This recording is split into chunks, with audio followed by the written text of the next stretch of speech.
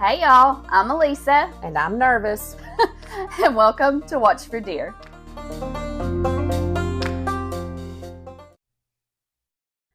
Oh my gosh, y'all, what a couple weeks it has been for us. I don't know about you, but I had weddings. We had wedding rehearsal. We've had volleyball. We've had basketball. And I know you have been super busy, growing our agriculture program at the school. Yes, I have been very busy with meetings and all kinds of fun stuff. Yes, super busy, super busy. Lots of awesome stuff.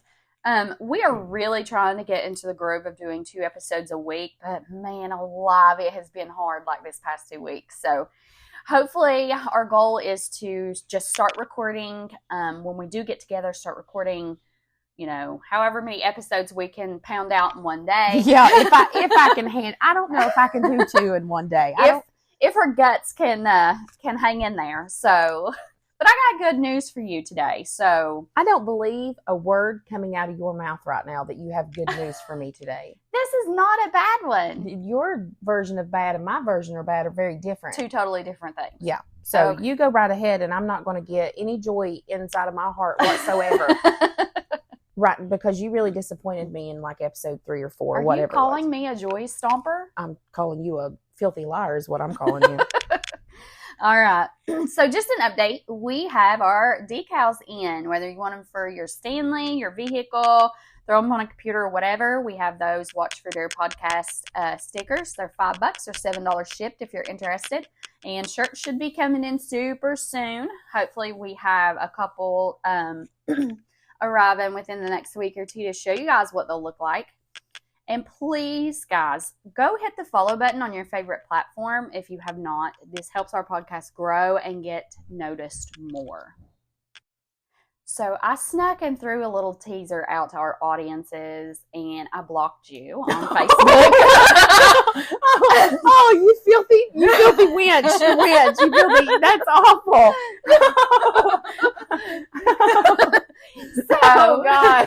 I sent a couple pictures. It's hey, y'all. I was like, do y'all know who this is? Shut up, please. You blocked me. And I went, shh, Samantha's blocked.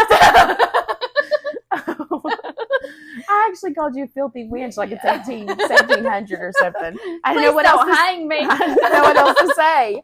Oh, that's good. Now I'm nervous. I was already nervous, and I'm super nervous. Now I'm super nervous. You blocked me. Friends are not supposed to block friends. That's really good, too, because nobody screenshot it and or sent it to you. Yeah, I'm surprised. That's so awesome. Yeah. Good. I was I really want to kind of get some chatter going on with our episodes. I was like, shoot, I could post and I could just be hey, she's blocked. Let's keep a secret. I don't know what to say. I just feel like we just went to a level of deception that I'm not comfortable with. Okay. So let's get started, shall we? No. So, do you know who Mamie Thurman was? Have you heard of her? So, I worked up at Crum. I taught up at Crum for years, and I had heard the name Mamie Thurman, and I know I know she died, and that's really all I could. I'm searching my brain right now, and I can't really think of anything else. Okay. I just know she died. And I know there's some folklore or something to it, but that's been years ago. Honestly, no. Okay. I know the name. The name sounds familiar to me, but that's all I have. Okay, I was afraid you may actually be pretty familiar with this story because you did work in crime. Well, yeah, and too, I'm such a enthusiast for all things spooky. That's why I would know it. No, if somebody tries to mention something, I'm we're going to shut this down right now. You're talking to the wrong person. Oh gosh. Well, you're going to love this story. I'm still upset about you blocking me from the post. Oh gosh. Oh, that was a stroke of genius on my part. It really was. It was. Yeah. I'm daggone brilliant. But we'll talk about how brilliant I am later, shall we? Yeah. All right. So Mamie Morrison was born in Kentucky on September 12th of 1900 to George A. Morrison. Now, when I was researching, I use a lot of different research. I go on Google. I look at different websites. I look at different books. I do a family search, like genealogy research, things of that sort. Wikipedia stated that they did not know who her mother was. She was unknown. However, when I was researching her genealogy, I did come across a name of Ollie Reynolds on FamilySearch.org. And so it does kind of coincide. It says Mamie's mother passed away when she was either 2 or 3.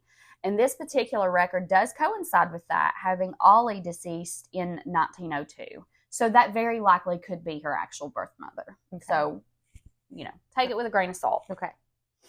On March 27th of 1930, this dark-haired beauty would marry Alvin Jack Thurman, who was born May 6th of 1884. Mamie was 30 years old and Jack was 46 at the time. Now, they moved from Bradfordville, Kentucky to good old Logan, West Virginia in 1924, and they rented a very small 2-room garage apartment that was owned by Harry and Louise Robertson. Harry had worked for the National Bank of Logan, and he served as the treasurer of the Logan Public Library. Harry was also the president of the city commission. Louise was very active in church, and she was the treasurer of the women's club. So obviously, the Robertsons were very involved with their community. They were a very well-known couple and respected within the little city of Logan. So far, it's just a normal story. It's just a normal story. See, I told you it wouldn't be that bad. Yeah, Right? just normal. Like I'm just waiting for the other shoe to drop. With the help of Harry, Jack was hired on as a patrolman. Jack, of course, being the new guy, was awarded the lovely night shift. Now, Mamie didn't have a job, really, and as far as Jack knew, Mamie was the good old sweet housewife who was home during the night, snuggled up, sleeping soundly in her bed. What did you do, Mamie? What did you do? What did you do, ma'ams? He had no reason to believe otherwise, as Mamie attended Nivert Memorial Church faithfully. To him, she appeared to be a saintly woman whom he loved and cherished dearly. What? Okay. What Jack did not know was that when the sun went down and he was busy with his shift of bringing home the bank, his loving wife was visiting the local clubs and speakeasies, living it up. Okay. She was well known for being very friendly, with air quotes, friendly and popular. Mamie. Oh, yeah, Mamie. Rumor was that Mamie had multiple admirers, like more than a dozen of them. Like admirers, or like, are we saying like sugar daddies? We're saying like admirers. Ooh. Like, hey, girl. Sounds like she was really living it up. Fast and loose, baby. Fast and loose. Now, it was said that she was also having an affair with Harry Robertson and his handyman, Clarence Stevenson, who I do need to mention was an African-American man. So this is going to come around later in this story. So I just wanted to kind of point that out. Okay. Now, Mr. Stevenson lived in the Robertsons' attic, and he handled many odd jobs around for them. His main duty was to care for Harry's prized hunting dogs. Here in West Virginia, we have a lot of people that use dogs to hunt rabbit, squirrel, fox, bear, coons. I feel like this was really one of the only things back then that was super common as a pastime. It's still super common as a pastime. I feel like it is more so here than like in our little area where, maybe just this community of we're people doing it. We're in a super rural area. Yes.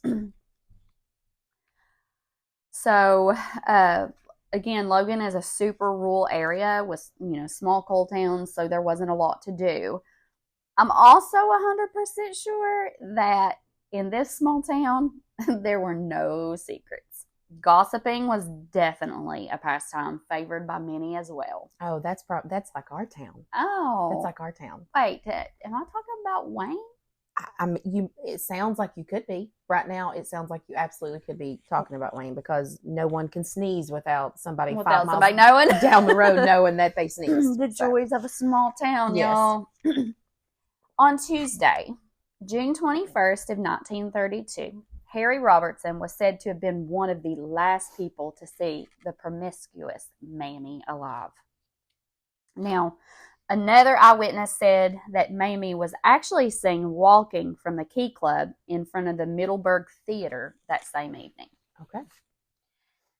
It is believed that she had visited this Key Club and perhaps could have been abducted in front of that theater. Now, the Key Club is also known as the Holland Building. So just kind of take note to that too, the name of this building. Okay. This Key Club was only for its members, and it was believed to have been used for illegal booze, gambling, and of course, illicit sex. Back then, was that during Prohibition? I don't even know when Prohibition I was. think so. I think Prohibition was in the 30s. Google. Okay. You should Google that. All right. You should Google It may that. take me a second, so can you edit like this part out so they're not waiting forever? I absolutely can. 1920. Oh, so it was from 1920 to 1933. So when is this? So this is what I was 1930. Yeah, 1930s. Okay. So yeah, okay. Probably. I mean, yeah. Now, sometime on Wednesday, June 22nd, 32-year-old Garland Davis, who was deaf, mute, and he was out on Trace Mountain berry picking. There was a deaf mute on a mountain picking berries. Is that what you're telling me? Yes. Oh, never mind. Never mind. Please do elaborate what you were thinking. I was thinking, never mind. No. I was thinking, you did? when you said deaf mute like that, I thought you meant like Helen Keller, like they'd let Helen Keller on the side of a hill to pick berries, like a blind person, and they were deaf, like blind and deaf. So never mind. He can't hear and he can't talk. Okay. So when you said that, I was like, what?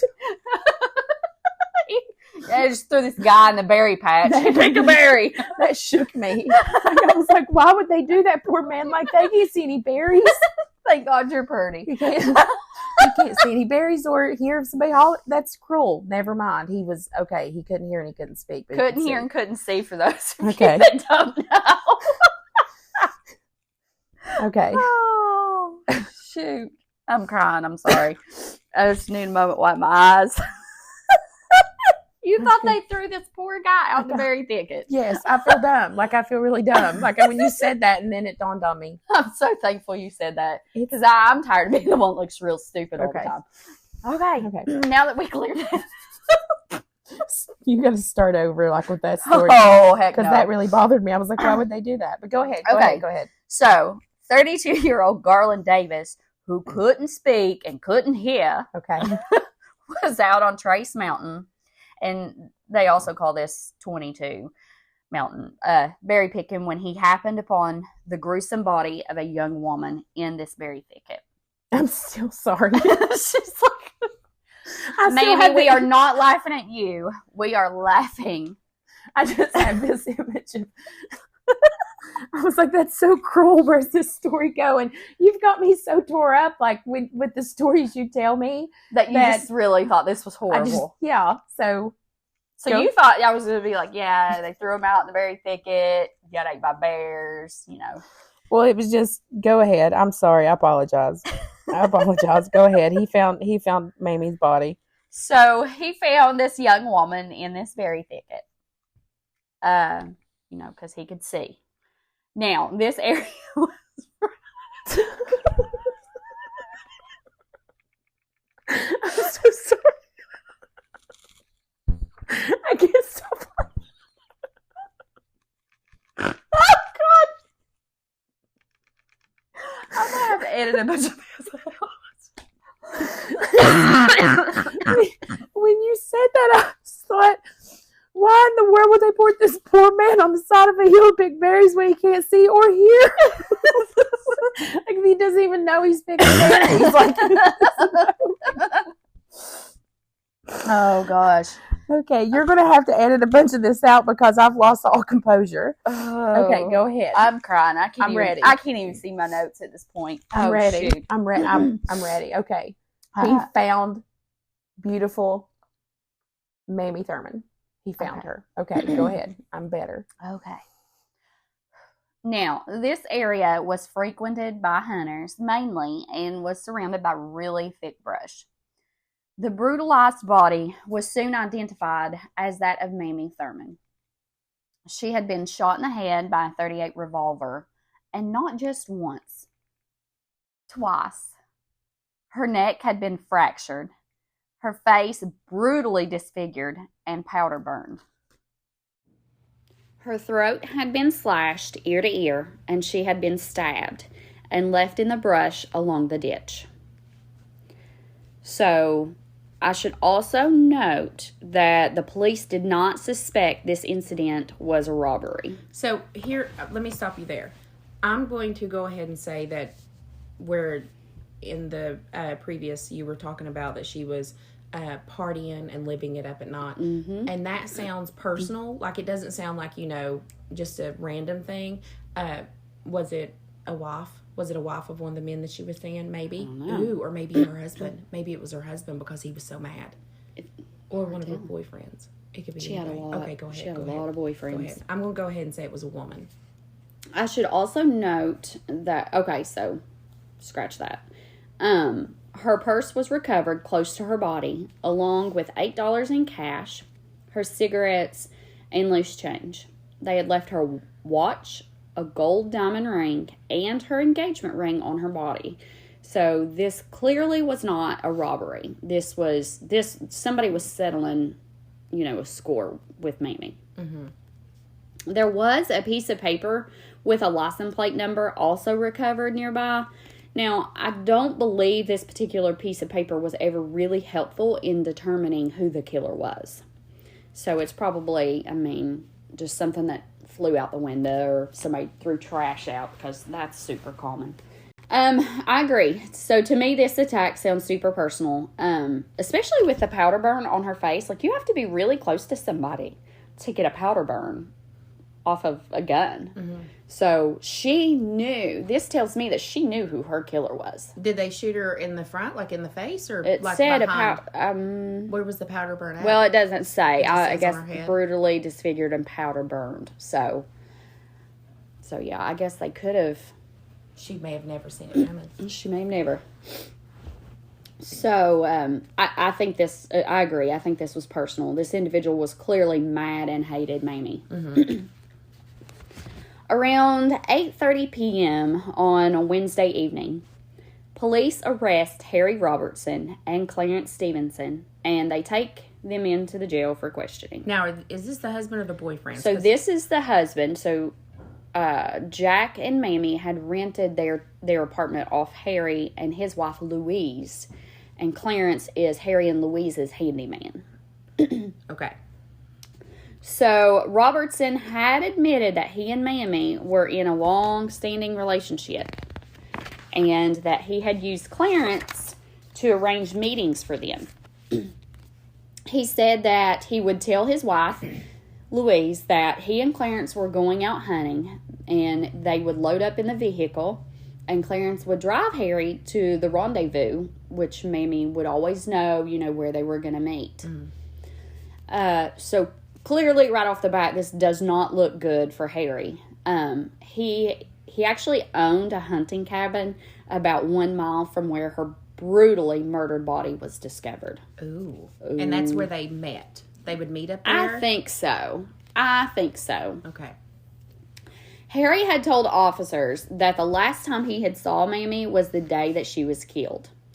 Shortly after seeing her, he took his kids to the pool, and then later that evening, he went to the smokehouse to watch a fight with his son, and that they had gotten home around 9 p.m. Now, his wife, Louise, had confirmed his statement, but of course she would. Of course she would. Friday, June 24th, as Reverend Gamble proceeded over her funeral, Jack, who was Mamie's husband, sat blankly staring at her closed casket in the first row. While the funeral was being held and gossip was flying, state police went and searched the Robertson home. Now, down in the basement and up on a wall was what appeared to be a depression. So they get downstairs and they're looking, for evidence, and they find what looks like a bullet hole in the wall. Hold on. Like a depression in the wall. I mean, I know what you're saying, but hold on. Oh, hold on. So even though she was found in the woods berry picking, you're saying that maybe she was killed somewhere and then taken. Dumped. Oh. Dun, dun, dun, dun. And if somebody knew that she was having an affair with the guy with the hunting cabin, they could have planted the body there on purpose. True. To try and set him up. Mm-hmm. That's very true. Oh, continue, please. Bloodstains were also found on the carpet along with a razor. When they searched the Ford sedan that Harry owned, officers also discovered more bloodstains upon the seat and the window of that car. Very suspicious. Very sus. Very. July 29th, tons of people gathered around the courthouse for the trial. Many of Harry's prominent acquaintances served on this jury. So this already tells me this is rigged. Yes. Harry got his friends, they're on the jury. Harry's going to walk free. Well, you know if he does or not, but I don't. Robertson testified that about a year ago, Mamie had once given him a list of names that held up to 16 men with whom she had illicit affairs with. 16 men. Ma'am. Listen. Fast and loose, baby. Fast and loose. Was that ever was that proven? Like, is that proven, or is that just him saying? Okay, so I feel like I don't want to judge her, because if you are wanting to make someone look bad, then you absolutely can really make them look bad. Their reputation. Yes. And what better way to make someone look bad is after they're dead, because they can't take up for themselves. That's very true. So I'm going to choose not to believe what you just said. Okay. Because she may not deserve that. Maybe she doesn't deserve that. This particular list had never been made public. See. Of course not. It would have been half the dang jury, too. Would it not have? Prominent acquaintances? I don't know. I think the reason it wasn't made public, I think there were several of those men on that jury who had also known Mamie very closely. It's getting deep. Now, let's back up and talk about Davis a second. You know, the person who couldn't hear and couldn't speak. They threw in a berry picket. Yes. Thicket. Thicket, not picket. So, they had brought in an interpreter to get a statement from him. Now, how in the world? Go ahead.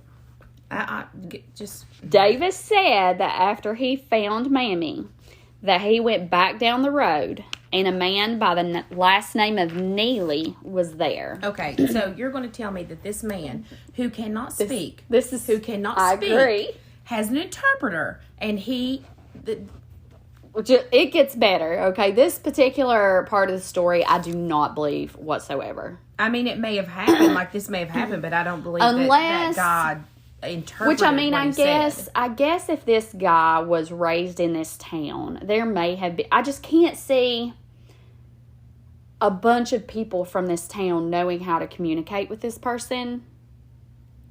Was he illiterate? Could he write? I mean, maybe. That's possible. But if he could, he wouldn't need an interpreter, though, Lisa, because he could write. But according to them, they brought in an interpreter to, I guess, interpret with his sign language.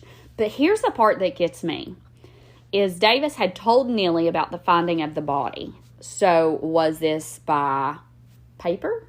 Do we have evidence that he had written this down, or did this Neely person here's why I don't believe this is, number one, let me finish this section and I'll tell you why I don't believe this. Okay.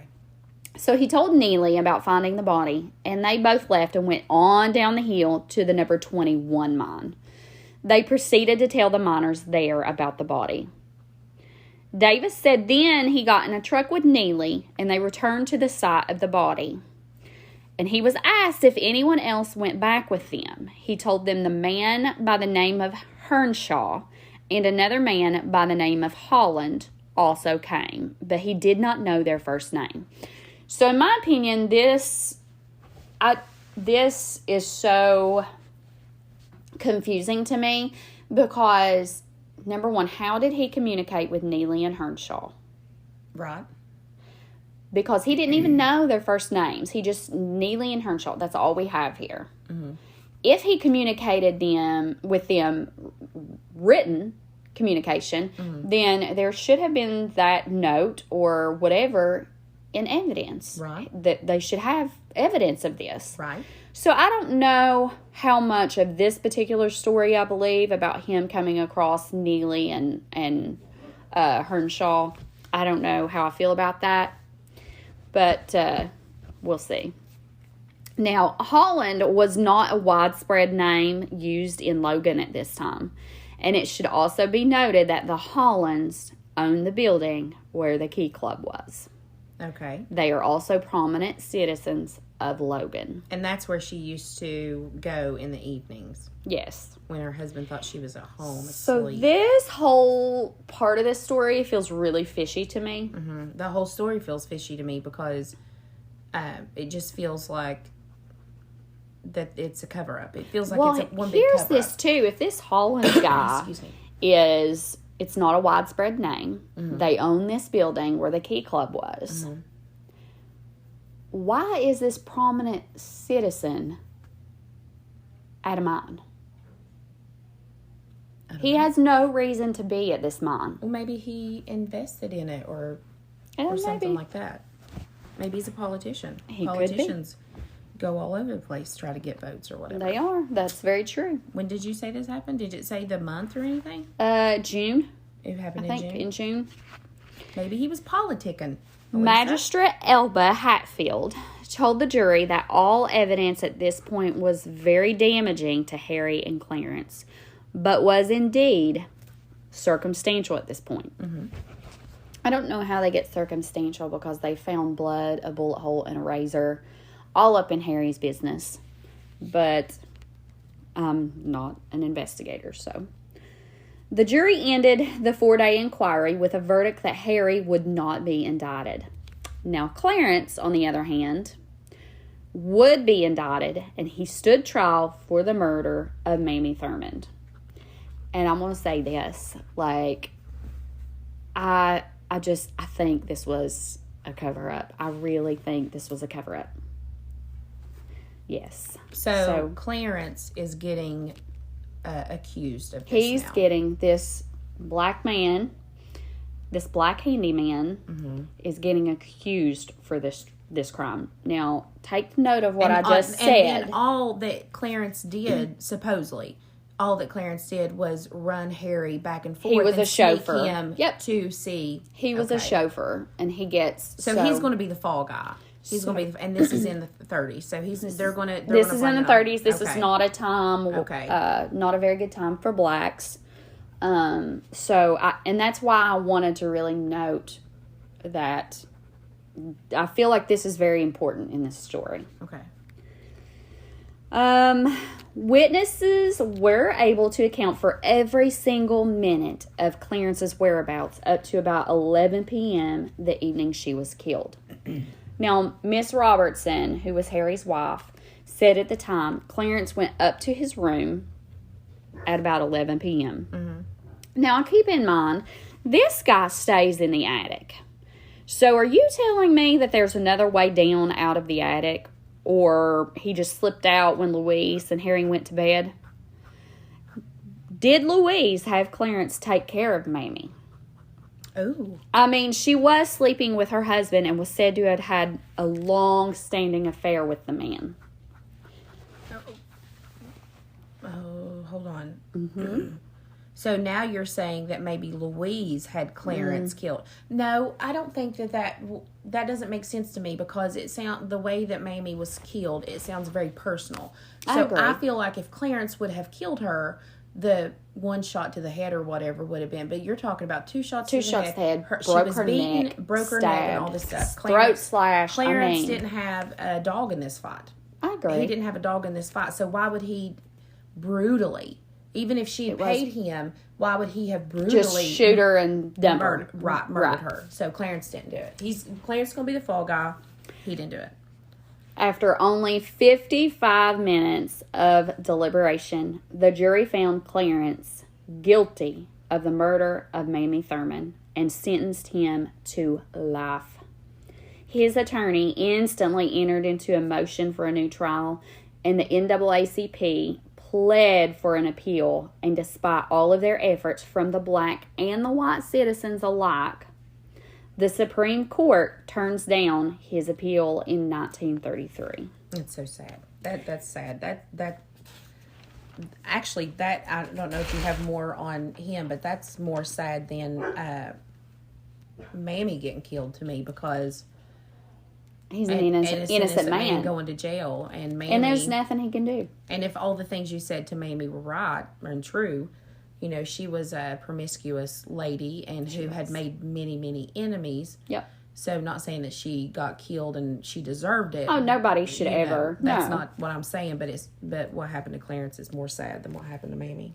So, Clarence Stevenson was sent to Moundsville on August 22nd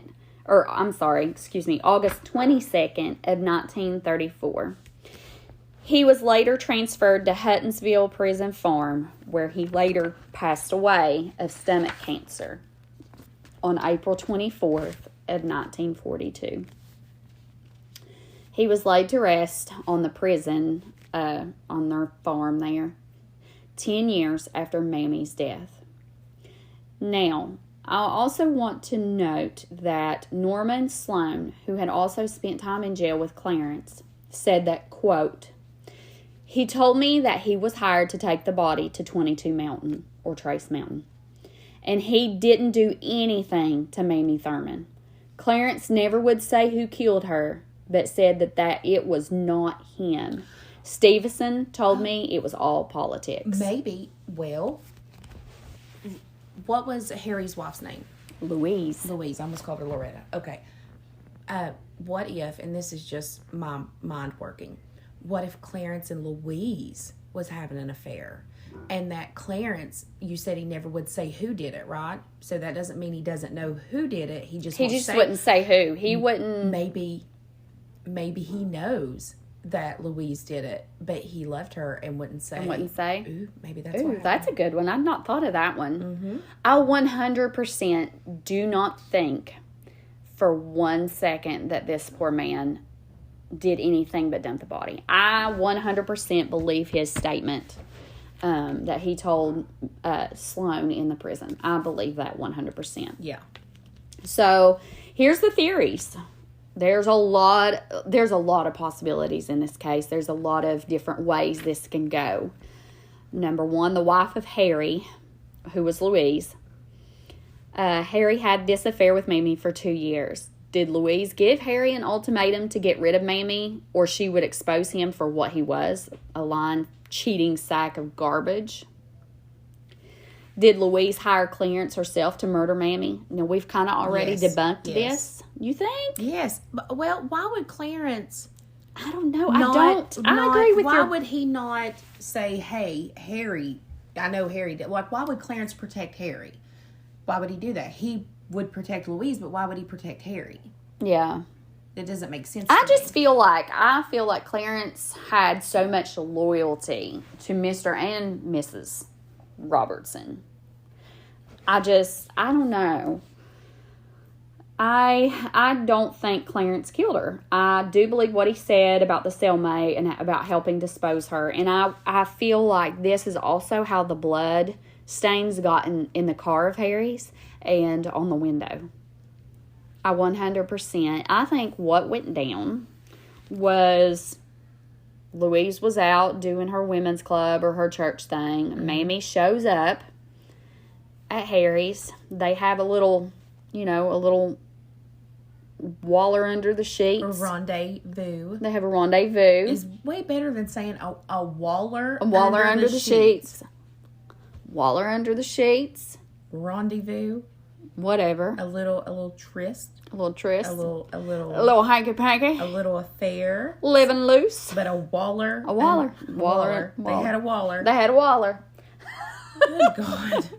They had a waller. And I think at that point, they probably had an argument or something. And Harry was like, you got to go. And he shot her. I think so. Why would he have done over an argument? He shot her twice in the head, broke her neck, beat the living daylights out of her over an argument. No. No. Okay. No. I'm telling you, Louise had this done. She either... Actually, no. She did not have this done because this was personal. But maybe Clarence drove... What did you say? Did you say Clarence drove... What? Tell me what you just said about Clarence. What did he tell his cellmate? Tell me that again. So he said... He told me he was hired to take the body to 22 Mountain, and he didn't do anything to Mamie Thurman. Yeah, Clarence took the body to 22 Mountain for Louise. I believe that statement 100%. Yeah, I do. He did, and maybe he caught feelings for Louise. Clarence did. I think that's a very good possibility. Maybe he had, and even if they didn't have an affair, maybe he caught feelings for Louise, and he would go to jail for the rest of his life than to see her in jail because he loved her. Maybe. Yeah. Let me ask you another question, though. Did some of those names on that list that Mamie gave to Harry find out that she had a list, that she gave a list? Was this more of a political move to protect those in power who had been having affairs with this dark-haired bombshell? Because Elba Hatfield would later lose as the Republican incumbent for Justice of the Peace. His uncle Tennis Hatfield. Keep in mind, these are also related to the Hatfields from Hatfield and McCoy. Oh, well, yeah, so, that's right there. Obviously. That's there in that area. Tennis Hatfield, a former sheriff, also would lose to replace his brother Joe as sheriff in the November of 1932 election that saw every single Republican candidate lose when Franklin Roosevelt was swept in the U.S. presidency. I think there's two ways this story can go. I agree with what you said about it being Louise. It was very personal. There was a lot of hate in that attack. Yeah. But I also think that if she genuinely gave a list and somebody found out that their name was on this list, I think someone in politics could have 100% done this. They had no love attachment. She was just used for her body. She was a good time, and they killed her. Again, I mean, I can see why you would think that. Because you don't think the way that I do, and I go deeper into things. Like, I go deeper into things. But I just go darker. Yeah, you just go darker. But I internalize all this stuff. And why would one of the politicians... Dirty his hands. Well, first of all, dirty his hands. But why would he go to such lengths to kill her? Like, that was personal. So it was very personal. Why wouldn't they just shoot her, dump her, and leave her? This woman was beat. Her neck was broke. She was shot twice. There was a lot of hatred. She was shot point blank. So I really feel like, and unless, I don't think there's anything that can change my mind at this point. Like, I really feel like it was Louise. It was Louise, because she's the only one, because that was a personal killing. She was mad. Like, she was mad. And she could have got away with it, too, because if Harry had friends, you know, in high places. Could have. She did get away with it. Well, okay. Well, yeah. Yeah, she did. Yeah, because to this day, this is still unsolved. Because you cannot tell me that Clarence killed Mamie. Clarence did not kill Mamie. No. This man did not kill Mamie. No. I don't feel like he did either. Do you know about the folklore that's kind of with this story? I'm just going to touch... That she was killed... Hold on. What? There's a little bit of folklore around, you know, like paranormal type folklore around this. There it is. There it is. There it is. I thought this story may be a little bit too easy. Like, I just felt like, this was a good story. Like, it was a, really, it's not bad. I mean, it's not bad. It's a bad story, but you know what I mean. It's nothing like what you brought me before, but here we are. I don't want to hurt your now. belly. Okay, now. So some say that when you travel up the mountain at night, people see a woman. Wait, what mountain? Where she got killed. Trace Mountain. 22 Mountain. Okay. Are you here with me today? I mean, Have I traumatized you so much I that just you wanted can't to make focus? sure when you said mountain, I knew where you were talking about. You're talking about the mountain where she's at. Okay. Yes, where she died. Or, well, correction, where she was dumped. Yeah. Some say that when you travel up Trace Mountain at night, people see a woman walking up and down asking for a ride. Now, once they leave the mountain, she disappears. And again, this... baloney. That's the same thing as the Fifth Street Hill. The Fifth Street Hill. Another phenomenon reported is when you put your car in neutral toward the side of the bridge, people have claimed to see handprints on the back of their windshields. Is this... Hold on. And that the car rolls up the hill. No. Is this... You're calling it Trace Mountain. Is this 22 Mine Road? Yes. I've heard about that. I've heard about 22 Mine Road. That's Mamie Thurman? That I reckon. There's handprints on the car? What? That she pushes the vehicle up. Was she a large lady? No, she wasn't large. How'd But she she's push a the vehicle? poltergeist. Well, not a poltergeist, because that's knocking spirit. Of course. Can you imagine going somewhere and putting powder on your car to see handprints on it? And You don't have to put powder. didn't you say you had to put powder on your car? No, did you black out again? Well, then maybe that's what, but I know, no, but I'm telling you, people, I've heard of 22 Mine Road, and that's what you're telling me this is, right? 22 Mine Road. People put powder Trace on their, Mountain. I've heard, when I worked up, I have heard of people, I didn't know that there was a connection to this. Oh, of now putting, see, like, you're going to have to cover that because I just solely focused on Mammie's story. No, I mean, There's it's just, more stories about 22 Mine Road. all I know is that there's supposedly a place there that you can park your car, but it's downhill. Yeah, Like, it's downhill. And if you park your car downhill, you can put powder or flat or something on your car, and your car will go uphill. Like you put it. Yes, in yes. Your car will go uphill, and supposedly there's handprints on the flour. Yeah. Now, that being said, I've heard that before. I didn't know the connection. Let's go. But one. Have you ever seen any pictures of handprints on cars? No. That's exactly right. You know why? Because it doesn't happen. Because it does not happen. Well, let's go. Let's go tonight. You're out of your... Tonight? Yeah, let's go tonight in the dark. All right. Okay, let's go. No, I'm lying. You're out of your knew you were mind. lying. You're out of your mind to go sit in the dark where some... I don't even know what this... So, guys, let us know what you...